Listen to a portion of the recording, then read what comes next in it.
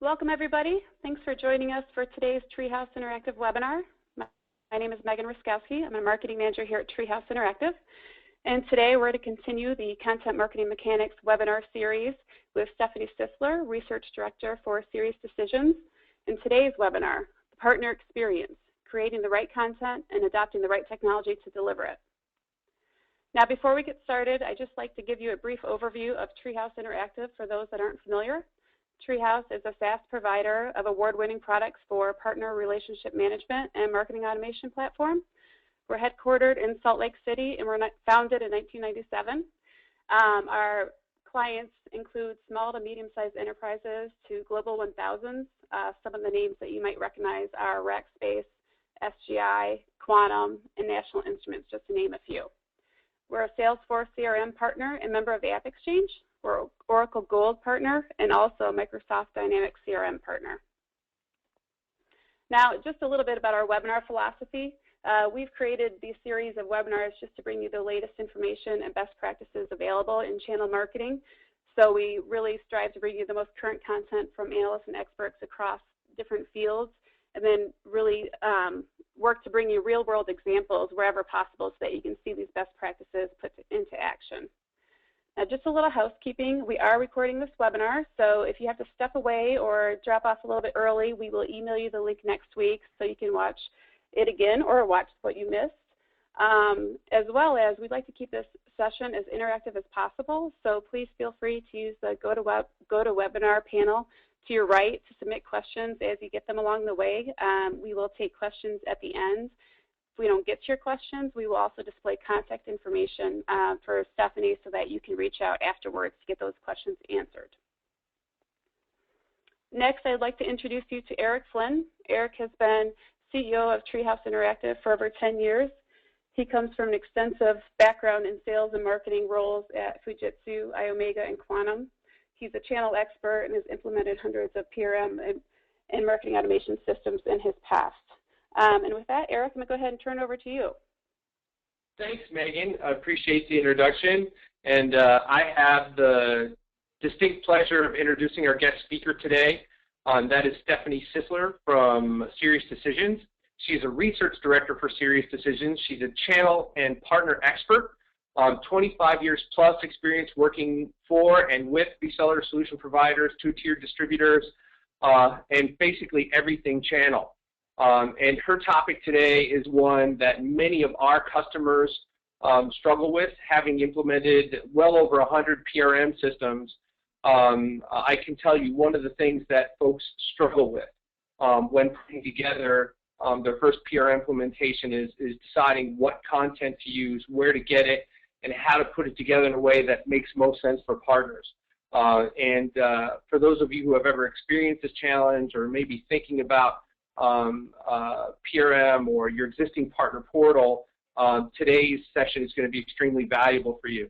Prior to joining Serious Decisions, Stephanie spent 14 years at Siemens Enterprise Communications, most recently global channel marketing and operations. She delivered a number of initiatives that helped shape the company's global strategy and approach.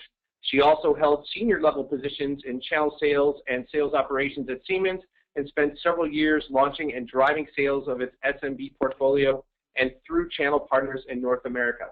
And with that, Stephanie, in advance, thank you very, very much for being with us today, and we look forward to your session.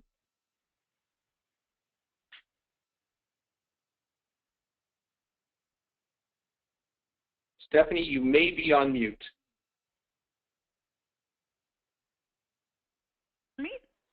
Can you hear me now? Yes, we can hear you now. Okay, sorry about that. Eric, thank you for the introduction. It was quite an introduction. I appreciate it, and thanks to everybody who's joining us today. As Eric stated, our advertised topic for today is partner experience. If you've joined us, if you've decided to join this call, then you're probably already aware that creating a positive partner experience starts with the partner portal. But if you're here today, I'm willing to also bet that you look a little like this poor woman in the photo here. That's because you've learned that the statistics are that most partners really don't use supplier portals on a regular basis. And of those that use the portals, up to 50% of the portal content and functionality is being ignored. So those are really tough statistics. But before we talk about how to address them, I want to step back a moment and talk about the causes of these dismal utilization rates. I hope you all recognize this photo. This is the proverbial cart before the horse. Now, with all due respect to our host, Eric, and Treehouse Interactive, our research at Serious Decisions has uncovered that one of the most common causes of underutilization of a partner portal is due to the traditional cart before the horse partner portal approach. And what I mean by that is that we get pretty wrapped up, whether we're building a new portal or whether we're updating an existing portal, with how the portal looks and feels, its design, and its function. What vendors are we going to do business with? What kinds of features does it need to have? Clearly, these elements are important, and we'll talk about them more as this webinar progresses. But when all said and done, the most important piece, the reasons why partners come to the portal, is content. And we need to do a better job of recognizing, again, that the content needs to come before the technology. Other causes for poor utilization rates, I'll go through in just a moment, but it's important to point out that when you look at this list, most of them are largely largely outcomes of this cart before the horse approach. So, key barriers: no accountability. Do you have anybody within your organization that is absolutely responsible for the content quality? I bet you have folks that are responsible for the technology, but how about the content itself? Partners report to us in various forms and various studies that the content, to say it nicely, is yawn-inspiring, not compelling, not relevant to me. We tend to, as channel marketers, underestimate the importance of various types and formats of content. We're guilty also of having a little too much or a little too little. No content management or monitoring of the content. Partners find it very difficult to find what they need.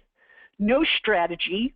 Failure to build a content editorial process. Not having or sticking to an editorial calendar. Now, I know that's probably a very daunting list, but the question for today is not can you break through these barriers, this long list of barriers, but really what we're here to talk about today is how you break through. From the Serious Decision perspective, after talking to many of our clients who've run successful and continue to run successful portals, we've really decided that the answer falls within our partner portal framework. Now, there are really three elements we see required to deliver useful and usable content to your partner community. The first one, and I said I would not ignore it, and it becomes fundamentally important, the baseline of your partner portal content strategy is the technology. And clearly, Eric will talk about that a little bit more in a few minutes. There has to be an underlying smart platform that supports and delivers the types of content the partner users need and want. So despite my previous analogy, you don't want to drive a portal with a horse, even if it's a thoroughbred racer. You really want to need a V8 engine, right? The second piece that is the platform, again, the foundation for a good portal strategy is ownership. And I can't reinforce this enough, that you really should have, and best practice is to have, a single individual that's accountable for creating and maintaining the content strategy. These folks are often called a content strategist. While this person isn't tasked with the actual creation of all the portal content, they should work closely with those individuals who are. And they should have the ultimate responsibility for approving, initiating, and overseeing all content creation efforts. The third element in this framework is the content. But to deliver that content, we really believe there needs to be a process. Whether you're developing a new portal or redesigning an existing one, organizations that develop a successful content strategy focus on a disciplined approach to their partner portal content. So that's really what we want to go through today. Each of these steps in this 8-step process are really designed to address those long list of barriers that we just quickly went through on the previous PowerPoint slide. So let's start with number 1. The first step in this 8-point process is what we call define audience segments. That means you better know your audience. We say that for any kind of content, but sometimes we lose sight of that when it comes to partner portals. I think we've all been guilty of trying to generate generic content for the average partner and the average partner personnel, which really doesn't exist. And quite frankly, that's how we get a little caught up in content that partners don't believe is interesting, compelling, relevant to their needs. So we really need to do a better job before we start generating content for the portal of sitting down and making sure we understand the audience. And that starts with really starting to segment them based on those that look alike, based on those that are going to need similar kind of content. We recommend looking at it from 2 perspectives. One is, clearly you want to look at them from the standpoint of their business model. Clearly a distributor, a 2-tier Ingram Micro, doesn't require the same kind of content as someone who is a system integrator or someone who's a retailer. So to make sure that you've recognized that all of these different models require slightly different content delivered in slightly different ways. The other way that you want to slice your segments is not just in terms of those partner types, and I think there are many folks that are starting to do a really good job of this, but where we go astray really is in looking at partner personas, that we forget that there are many different kinds of employees within those partner organizations that are going to need to use the data, and they need different data, again, delivered in different ways. So if you go through these very quickly, there's the executive at the partner organization. There's the folks that are doing the technical support, the post-sale services. There's sales, there's professional services, there's marketing, and if you will, the ratifiers really are all those other folks in the organization, the salespeople, the tech support people that are actually on the line. So not just leadership. So for a moment, think about this, that an executive manager really doesn't want as much detail on product as someone who's in sales. At the same time, marketing needs slightly different information than the sales guys need. So we need to start to put together these 2 segments and start to think about technology that maps to these groups. Now, I want to step back for a moment and give you a couple examples to make sure that we really make this come together. Oh, and I'm forgetting one last group, and that's also, we want to take a look at the partner content needs. And what I mean by that is we just talked about those audience segments, but we also need to think about what those types of partners and their personas need in terms of information. Now, the best way we think to take a look at this and make sure that you really have a comprehensive outline of what you need to have in terms of content is really looking at it through 3 dimensions. The first dimension is the partner's journey. And what I mean by that are the different stages that a partner goes through in their relationship with you as a supplier. So on the front end, you have someone who's considering being a partner. What they need in terms of information is going to be quite different than someone who is already selling your product and wants to understand how to do a better job. So it's important to make sure that you're looking at all those steps in the partner journey and have the appropriate content available to them and the appropriate content for the particular personas. Next up, you also want to take a look at the buyer's journey. So this is something that I know that we've talked about on previous calls with Treehouse 2, is that the idea that there are steps, just like there are in the partner's journey and the buyer's journey. And initially in those early stages, they're just looking for information. Do I really need this kind of solution? Do I need this technology? As they move further along in the process, they're interested in deciding, is it this product versus that product? So you want to make sure that you're delivering content to your partners that really address all these stages in the buyer's journey. And then last but not least, in terms of this third dimension to look at as you're putting together your content strategy, is really the knowledge objective. So if you step back for a moment, if you think about this, really when partners or anybody, users go to the partner portal, they're seeking knowledge. But they're seeking knowledge in different content formats, depending on how they intend to use it, and also in terms of personal preferences. So it's not enough to just look at the partner's journey. It's not enough to just look at the buyer's journey. You need to look and think in terms of how they're going to use that information, how they'll need it delivered. So process guidance, do they need steps, right? So onboarding steps, checklists. Do they need business data and tools, information, templates, configurators? Are they interested in performance improvement? Do they need training? Expert advice. Do they maybe need to talk to peers or even experts within the supplier organization? Or simply do so are they looking for a video that shows them how to overcome an objection, as an example? So to make sure that we understand how to pull together step 1 and step 2, just a couple of key examples. So starting with partner's journey in terms of the kinds of deliverables we're talking about, just pulling one out of this list, onboarding guide. I think most of us would agree that we've got to check in the box, that we have a guide that tells a new partner what they need to do on day 1 and what they need to do in order to be authorized and a productive partner.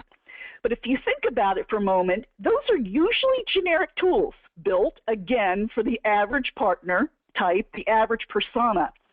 One of our clients is having amazing success by really dividing up those onboarding guides by the personas. So instead of one generic one, they're building one for salespeople and what they need to do on day 1 versus the executive versus the operations folks. Clearly much more effective from a content standpoint. On the other side, buyer's journey. Examples there include sales playbooks and how information needs to be delivered to partners, to salespeople. If you think about it, one of our biggest flaws is that we tend to create a section on the portal called product. Well, if we think about that for a moment, the salesperson needs to understand what product is it that they need. Well, that's flawed in itself. So a lot of suppliers are moving towards delivering the content based on more common customer priorities, such as healthcare data management or supporting a mobile workforce, but coming back to it from the customer perspective and then making sure that they know what they should do within every step in the buyer's journey, and they're directed to the content you have available through all of those stages. And then last but not least in the middle, we have that knowledge objective. And the best example I could probably give you is for the owner-manager. Again, they might not want to have all the detail on the MDF program and how you're doing on sales, but they do want to see an overview. And that's where dashboards become important in terms of them just seeing a high-level view of how the business is doing with the supplier, and then zeroing in on going back to the detail for any open questions they might have. So this becomes critically important as you're building that content strategy to make sure that you understand your audience needs. Step 3 is really going back and making sure that you understand what you already have before you go back and start building content. And that's really a flaw that we tend to do as well. We get anxious about going ahead and building content after we do all this analysis, but you really want to make sure you have a sense of what you have. It's not to judge at this point, but to just make a list. Now, I know to some of you, you're probably saying, well, gosh, Steph, we have hundreds and hundreds of content out there. This can be driven by technology. I will say that as a side note here. And worst case scenario, that's where you can use a temp or an intern to help you with this process. But it is important to get it down. Our step 4 in the process is to make sure that now that you have a handle on what you need to have from a content perspective, that you go back and evaluate it. That you go back and say whether or not it's good, bad, or indifferent, that you map it towards the various categories, the personas, the audience segments that we just talked about. And by quality, we just mean making sure that either it should be deleted, should it be updated, Does it need to be tweaked so that it's more relevant, more compelling? Does it need to be updated, or do we just need to go back and write that all over again? So there are many components to this, but again, this stage is all about making sure you know what you have and how good it is and where you still have gaps.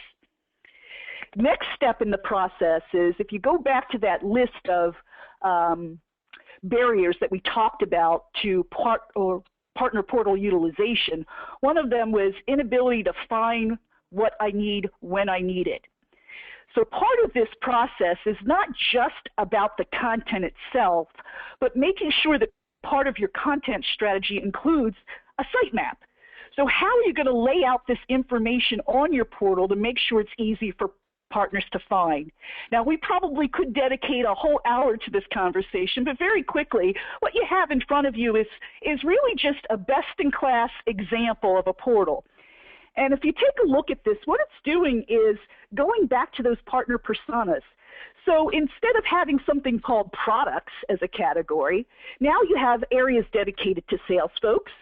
You have an area dedicated to post-sales. You have an area dedicated to marketing resources and the kind of information they need to have. So a little closer to how people are accessing the data. Now, we also know that underneath those big titles, that you have some information, some tools that people want to get to pretty regularly. So that's why we're also suggesting that you have some quick links that get you right from your opening page, your landing page, right to the information people tend to go to, such as deal registration might be a place you want to send them. But the key messages here are, again, make sure that you go back and look how you're laying out the data, the content on your portal, making sure that it has a user orientation, making sure that you've got some navigation shortcuts, such as those quick links. Make sure that you don't have too many top-line categories, right? Too many can be a little overwhelming. It may look like you have a broad array of content, but again, if they can't find it, there's not too much point to it. And then again, making sure that you label it so it's clear. Get rid of all of the technology jargon that we tend to use as channel marketers. Stage 6, content plan. So now that you have your content strategy, you've looked at what you've had, now it's time to go back and make sure you have a documented plan. That means making sure that you map all that content you have to those existing, to that existing architect site that you just built, and you come up with a gap analysis that outlines exactly what you need to have, who's going to do it, and when they're going to get it done. We talk about plans for everything else. It's just as critical to treat content as a project, an ongoing project, and make sure that it's an ongoing plan to support it. Step 7. Step 7 is all about making sure that the quality is right of that content. Can you imagine a magazine or a newspaper not having a specific process for editing and improving their content? Well, it's the same principle as it relates to your portal. You want to make sure that you've set up a specific process that checks to make sure that the content is correct, that it's relevant. You know, that's what eliminates the things that partners complain about. That's what eliminates redundant content. That's what eliminates typos. That's what eliminates grammatical errors and those dead links that they complain about so often. So back to this ownership idea, a subset of the ownership is making sure that there's a team that is really part of this editorial process and making sure that all your content is regularly reviewed before it gets posted. So last but not least in this content strategy is maintain and optimize content. And I even hate to call this, it's step 8, but I hate to call it the last step in this process. Because when all's said and done, in order to do a good job of maintaining and optimizing your content, you got to look at it as a closed-loop process, right? So there's got to be a couple things in place. Number one, you want to make sure that just like a newspaper or just like a magazine, you need to have an editorial calendar, right? So when are your group going to get back and get in touch in terms of creating content? Who's responsible? When are they responsible? When are we responsible for getting it through the editorial process? Make sure that you have a means of getting quantitative and qualitative feedback on your content, right? So back when you're doing that assessment, how many people are using it, who's using it, so that you got a sense of what needs to be changed. You want to hold regular team sessions with this group to make sure that you've got your workflow right. But most importantly on this step, again, is not recognizing it as the end, but recognizing it as the beginning of the cycle. So you regularly should be going back to step one and really taking a look at your audience segments, because as you add new products, as your program evolves, those are going to change, so your partner portal content strategy is going to need to change. Now, I know that we went through this fairly quickly, and I want to make sure that I give Eric enough time to show you some show and tells that really relate to this partner portal content strategy. But if you're to walk away with anything, right, I know it's a lot of information. There are really 3 critical facts that I want you to take away. That's number one, the partner portal is the starting point and the foundation for the partner experience. So whenever anyone wants to start that discussion within your organization, it should start with that assessment of your content quality, right, on your portal. Because of its importance, because of the partner portal content importance, it's imperative that you treat your partner portal content as a strategic asset. And if you have a strategic asset, you just don't let it sit, right? You guard it. You make sure that it's evolving. You protect it. You make sure it's improving. So this means you really want to take your content creation and management from a simple tactical approach to a cohesive, centralized strategy owned by a specific function and an individual. So hopefully that has given you some good food for thought on things that maybe you're not doing today that you should be doing that would address those long list of barriers that we went through early on in the conversation that are barriers to partner portal utilization. Just a quick commercial. Again, I'm Stephanie Sisler. I'm with Serious Decisions. We are an organization that really focuses on research for the sales and marketing organizations. This slide provides you with a list of our services. If you're interested in doing a deeper dive on any of the content that I just went through, or interested in learning a little bit more about our organization and how we may help you with your partner portal content strategy or any other topic related to sales and marketing, you have my contact information there at the bottom. So on that note, I'm going to send it back over to Eric so that he can provide you with some examples. Thanks, Stephanie. And for those folks who didn't get Stephanie's information up front, we will be showing it again at the end of our session, so don't worry. We will make the contact information for Sirius available for everyone. So I'm going to assume everybody can see my screen and hear me okay. And we're going to go from there. I'm just going to switch my audio here a little bit. That's that. All right. And I'll leave it to Megan if she can't hear me. All right. So I'm going to pop in. I'm going to do a demo today with SGI. And Megan, just a quick check. You can hear me okay, I assume? Yeah, we can hear you great. Perfect. Thank you. I chose SGI today for a couple of reasons. One is they're always nice enough to let us show their channel. 2, they have a very sophisticated channel program. They have 2,000 partners in 50-plus countries.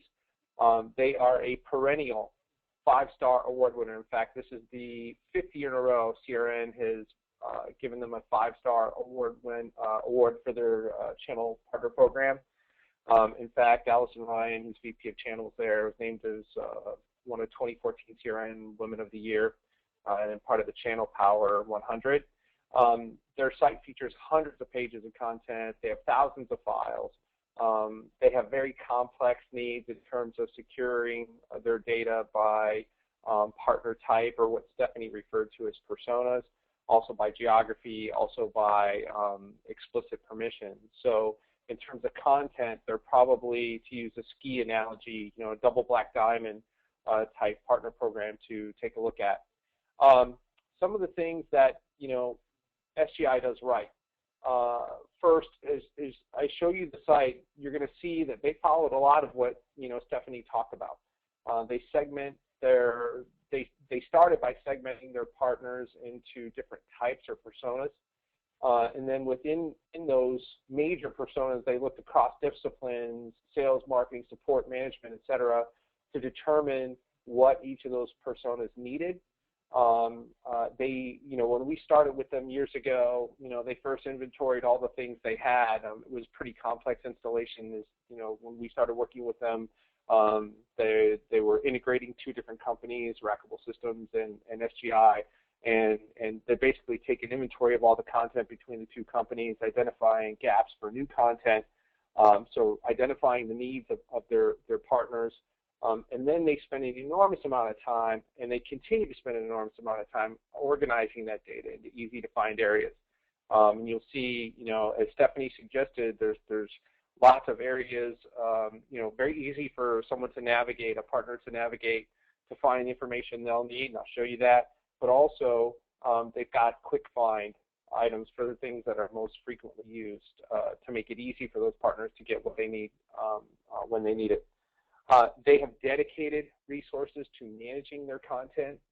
They have dedicated individuals whose job it is to make sure that content is up to date, that it's up to date frequently, or that it's updated frequently.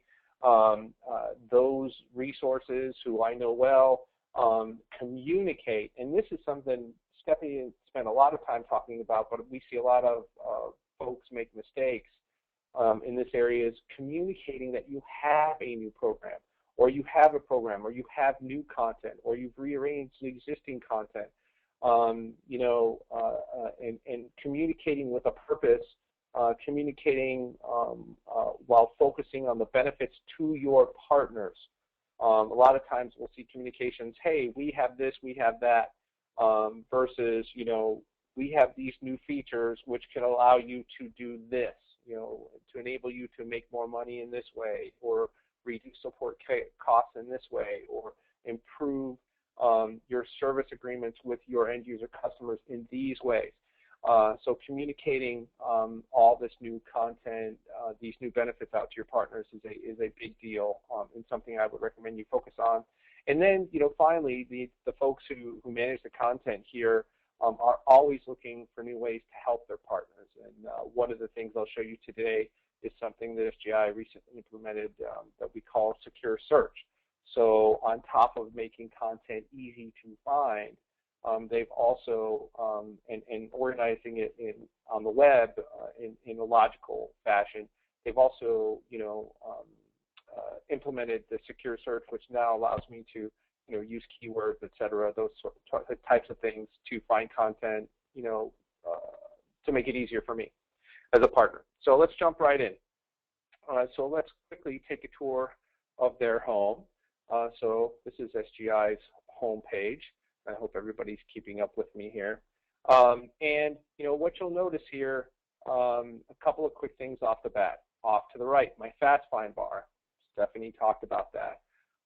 We've organized our content in products, sales tools, marketing tools, training, services information, promotions. One of the things we find that will keep your partners engaged and keep your partners, returning to your portal is promotions. What's available, and if it's always exactly the same promotion every week, every month, they're not going to come back. On the other hand, if you have something new every week, every month, every quarter, there's a reason for me to return.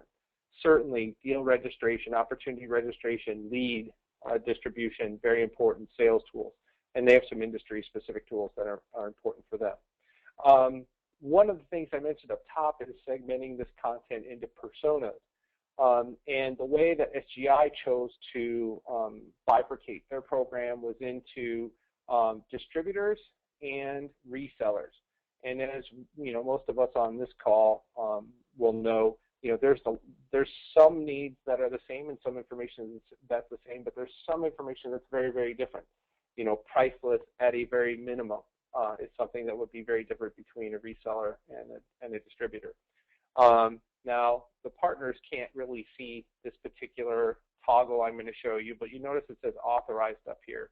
When I flip this toggle, I want you to notice the menu items across the top and then the items in the fast find bar. They will switch significantly. So now, notice much shorter menu for distributor partners. It says distribution up here. And then much shorter fast find bar. And the features underneath these menu items have changed as well. But as a distributor, it's just going to make it easier for me to find the information I need if I don't have to sort through all the things that are really VAR specific, and vice versa as a VAR. So I'm going to go back to the reseller view of the information. Here it is, and here I've got, again, the extended menu, the fast find bars across the top. Just to give you an idea of the time and effort that's gone into segmenting this information, I don't just get dumped into a product area. Here I go to products, and if I'm interested in any of one of the products, they're already segmented for me: servers, networking, storage, big data, software. And then in servers, which one of those do I want? If in scale up I want SGI UV, now here are all the information pieces I need. But it's taking me down the path, it's leading me by the hand to the piece that I need as a partner, so I'm not forced to sort of think through how you might have placed links in the portal. I can't tell you the amount of portals that we've seen before we get installed where there are pages and pages of just links. They're not organized in any way. There's no effort to make them easy to find for the portals. They're just dumped links on pages, expecting partners to find the right information. That is not going to help folks.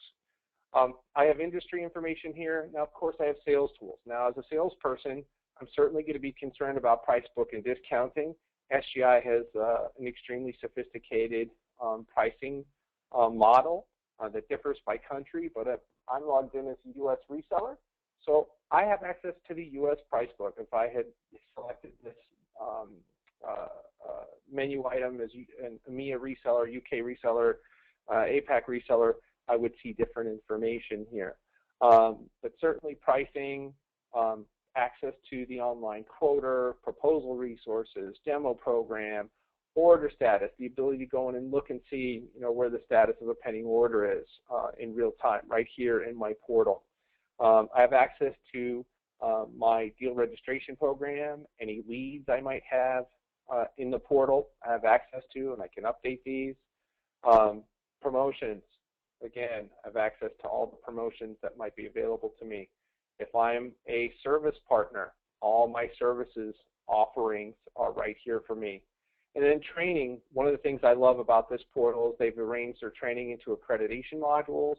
And for me to find the right training, all I have to do is look at the list of modules and pick the one that's right for me. So if I'm level 1 sales, I can pick from one of these modules. If I'm looking to get accredited into a vertical market accreditation, I can click here. If I'm an SE and I want to go into technical training, I can get that here, quoting training. And then the system's telling me where I stand relative to my training. Here I've got 1 of 10 complete, 7 are required for accreditation, easy for me to find as a reseller, and I can expand these trainings and see where I'm at. So again, making it easier for the partner to find what it is that they need. And then finally, one of the ways we found to really occupy a permanent place in the partner's heart is helping them create their own demand. And SGI has done an outstanding job providing resources to their partners in this regard. Certainly they have a resource library, they have communications, newsletters, they have events, logos, corporate messaging, customer win slides.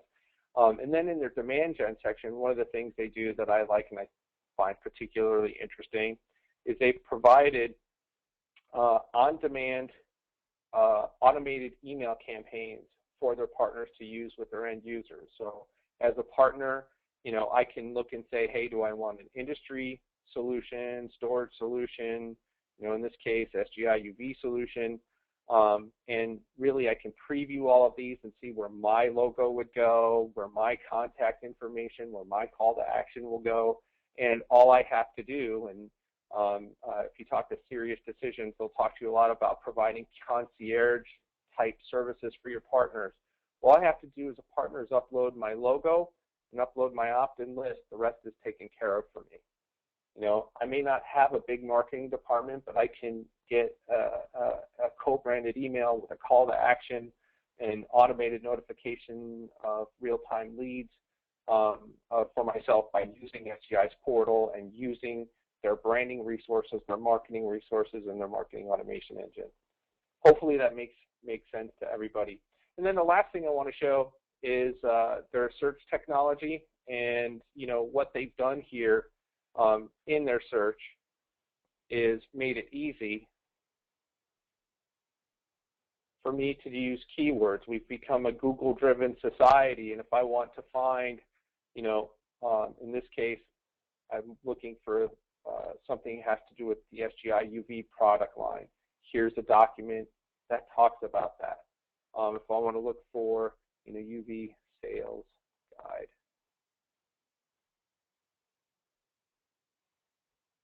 There we go, UV sales guide. This search technology we could spend an hour on, but it is so sophisticated that, you know, I could actually go into looking at, you know, very protected folders. So in this particular case, this partner has access to the channel council presentation. So I could look in and I can see there's one for ABBA channels here. Now, someone who didn't have access to the folder would not be able to look for the ABBA channels presentation and find that PowerPoint. But me as a partner with access to that specific folder, I am able to do so. So again, you know, just to reiterate, that's sort of a quick tour for the sake of time. But with respect to content, some of the things that SGI does right, they segmented and identified their personas to begin with. They looked at all their existing content first, and then identified the gaps relative to partner needs and put together content to fill those gaps.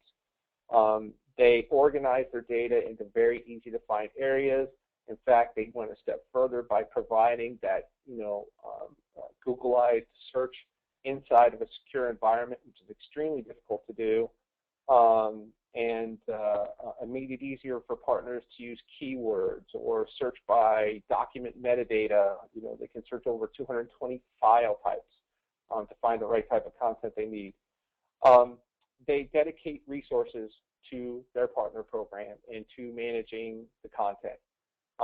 And those resources have a plan. They plan at least quarterly, in my experience, and they're always looking for ways to improve the partner experience and make it easier for partners to find what they need. And finally, they communicate what they have in their program and do so in a way where, you know, they do it frequently, you know, and they do it in interesting ways that are focused on partner benefit versus company benefit. So with that, I'm going to invite Stephanie back on. And as promised, here's the contact information for both Serious Decisions and Treehouse Interactive. And I'll ask Megan if we have any questions. Yeah, we've had a couple come in.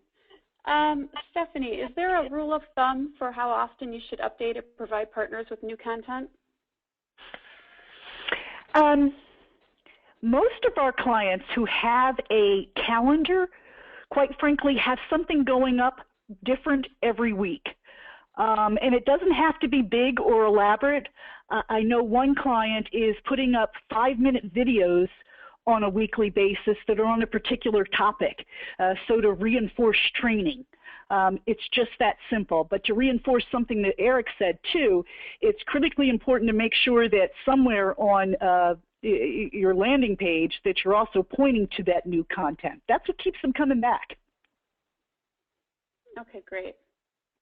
Another question is, how would you encourage partners to log in and use your portal once this content is there? Log in and use the portal? I'm not sure I understand the question. Is it in Well, maybe I'll make an assumption, then you can write in as I'm speaking.